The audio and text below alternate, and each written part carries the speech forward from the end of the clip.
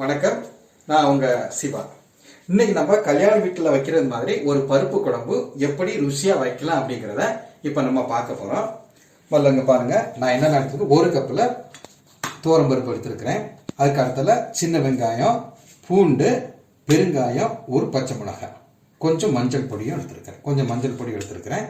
இது முதல்ல நம்ம வேக வைக்கிறோம். இது ரெண்டாவது தனியா நம்ம எண்ணெய் ஊற்றி தாளிக்கிறதுக்கு இது தனி செக்ஷன். அதாவது கருவேப்பிலை, கொஞ்சம் காஞ்ச வத்தல், இது அப்புறம் கொஞ்சம் வெந்தயம், கொஞ்சம் கடுகு, இது தனியாக நம்ம இது கடைசியில் தான் பண்ணுவோம். இப்போ இது இவ்வளோத்தையும் குக்கரில் வச்சு நம்ம வேக வைக்க போகிறோம்.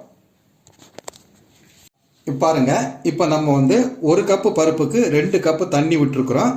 சின்ன வெங்காயம், பூண்டு, பச்சை மிளகாய், அந்த பெருங்காயம் எல்லாத்தையும் உள்ளே போட்டாச்சு. இப்போ குக்கரை நம்ம நல்லா டைட்டாக மூடி ஒரு 4 விசில் வரக்கூடிய அளவுக்கு நம்ம வைக்கணும். பாருங்க, இப்போ நம்ம குக்கரை மூடி வேக வச்சிருக்கோம். அடி பிடிக்காம அழகா வந்திருக்கு பாருங்க. ஏன்னா குக்கர் நம்ம வேக வைக்கும்போது தீயை ரொம்ப குறைவா வச்சிருக்கணும். ஜாஸ்தி வச்சோம்னு சொன்னா பாருங்க அடி பிடிச்சிடும். இப்போ அடி பிடிக்காம நமக்கு பெர்ஃபெக்டா வந்திருக்கு. இங்க பாருங்க, உப்பு நான் அதில் கொஞ்சம் சேர்த்துருக்கிறேன், தேவையான அளவுக்கு உப்பு சேர்த்துருக்கிறேன்.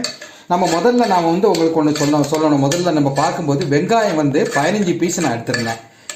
ஒரு கப்பு துவரம் பருப்புக்கு ஒரு 15 பீஸ் வெங்காயம், ஒரு 15 துண்டு அரிசி பூண்டு எடுத்திருந்தேன். நீங்கள் உங்கள் தேவைக்கு கூடுதலோ குறைவாக எடுத்துக்கலாம். இதில் இன்னொன்று என்னென்னா, சிலவங்க பருப்பு கூடால தேங்காய் யூஸ் பண்ணுவாங்க. கடைசியில் கொஞ்சோண்டு தேங்காய் போட்டு அந்த தேங்காயை நீங்கள் தேவையான யூஸ் பண்ணிக்கலாம். அப்புறம் மனம் வர்றதுக்கு கருவேப்பட்டை, லவங்கமும் போடுவாங்க. அது நீங்கள் தேவைன்னா நீங்கள் போட்டுக்கலாம்.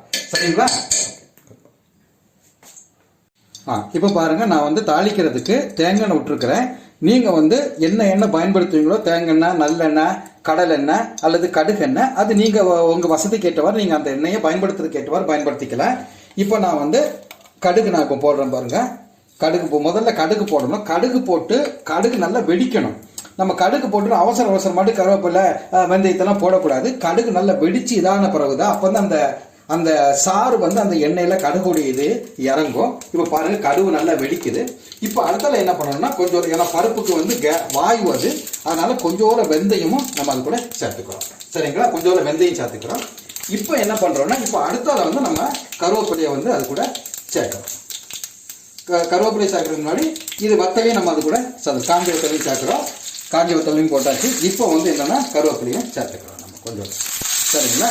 இப்போ இந்த இதை நம்ம என்ன பண்ணோம், நான் எப்பவுமே பாருங்க தீயை சிம்மில் தான் வச்சிருப்பேன். இப்போ இந்த இதை நம்ம பருப்பு கூட மிக்ஸ் பண்ணியாச்சுன்னா கல்யாண வீட்டில் வைக்கிறது மாதிரி சுவையான பருப்பு குழம்பு ரெடி. இப்போ பாருங்க, நம்ம தாளிச்ச அந்த கருவேப்பிலை எல்லாத்தையும் இது கூட மிக்ஸ் பண்ணியாச்சு. பருப்பு அழகா நல்ல ஒரு கட்டியா அழகா வந்திருக்குது. இதில் உங்களுக்கு பார்த்தாலே தெரியும் அது நல்ல ருசியா வரும் அப்படிங்கிறது.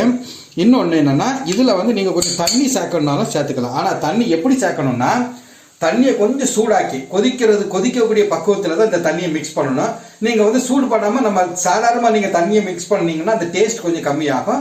அதனால தண்ணி மிக்ஸ் பண்ணணும்னு உங்களுக்கு தோணுச்சுன்னா கொஞ்சம் தண்ணியை கொதிக்க வச்சு மிக்ஸ் பண்ணுங்க. பாருங்க, இது உங்களுக்கு கண்டிப்பாக பிடிச்சிருக்கும். பிடிச்சிருந்துச்சுன்னு சொன்னால் நீங்கள் சப்ஸ்கிரைப் பண்ணுங்க, லிங்கை கிளிக் பண்ணுங்க. இன்னொன்று முக்கியம் கடைசியில் நான் லெமன் புளிஞ்சி அதில் விடுவாங்க சாறு, அப்படி சிலவங்க சாப்பிடுவாங்க. அது உங்களுடைய விருப்பம், நீங்கள் எப்படி வேணாலும் சாப்பிட்டுக்கலாம். இது உண்மையிலேயே மிக அருமையான ருசியாக இருக்கும். ஒருக்கா நீங்கள் முயற்சி செய்து பாருங்க. நன்றி, வணக்கம்.